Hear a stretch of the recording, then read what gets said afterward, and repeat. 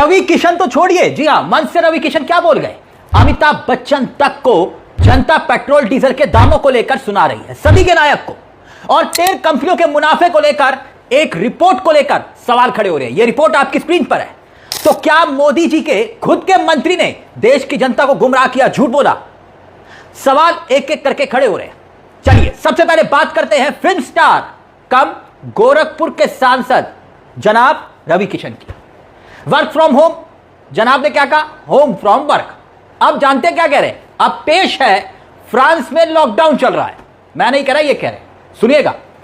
जनता कह रही है भगवान कसम ये आदमी कभी भी मनोरंजन की कमी नहीं करता। जनता परेशान हो लेकिन मनोरंजन में कोई कमी नहीं। देश की जनता कह रही है कि पीएम मोदी जी आपका हमेशा के लिए आभार कि आपने ऐसे नगीने को चुना। अब जनता कह रही है। पहले आप सुनिए, आपको सुनाते हैं कि जनाब कह क्या रहे हैं। सबके होश उड़ गए उस खबर को लेकर, जो खबर अभी हम आपको दिखाएंगे क्योंकि रिपोर्ट खुलासा करने वाली। लेकिन पहले जरा मूड फ्रेश कर लीजिए।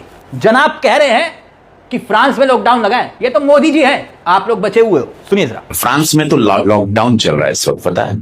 फ्रांस में लॉकडाउन है इस वक्त। दुबई की हालत, ईरान 5000 साल से युद्ध करने वाला इतिहास है, वो रुकने वाला नहीं है।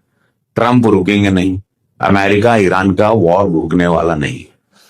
तो होगा क्या? विश्व बर्बाद हो रहा है। अब उस बर्बादी के चपेट में भारत अब तक पेट्रोल डीजल को बढ़ाया नहीं, बचा हुआ है सिर्फ एक ही व्यक्ति की वजह से। इसका नाम यशस्वी प्रधानमंत्री नरेंद्र मोदी जी। अब इन्हीं को लेकर जनता क्या कुछ कह रही है, जनता क्या लिख रही है सोशल मीडिया पर इन्हीं रवि किशन को लेकर, वो भी हम आपको दिखाएंगे।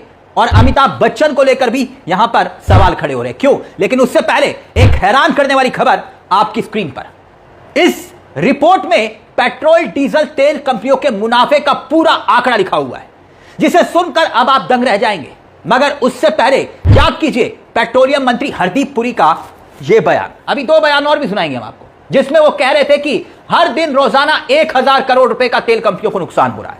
अब क्या करे भाई, तेल के दाम तो बढ़ाने पड़ेंगे, मजबूरी है। मगर दूसरी तरफ यह रिपोर्ट कुछ और दावा कर रही है। रिपोर्ट क्या दावा कर रही है? कि तेल कंपनियों को मुनाफा हो रहा है, दिन दुगनी रात चौगनी। तो सवाल यह कि देश की जनता का तेल फिर क्यों निकाला जा रहा है? एक एक आंकड़े को, एक एक बयान को भी ध्यान से सुनिएगा। सबसे पहले 11 दिन में 7 से 8 रुपए पेट्रोल डीजल के दाम बढ़े, ठीक, महज 11 दिन में।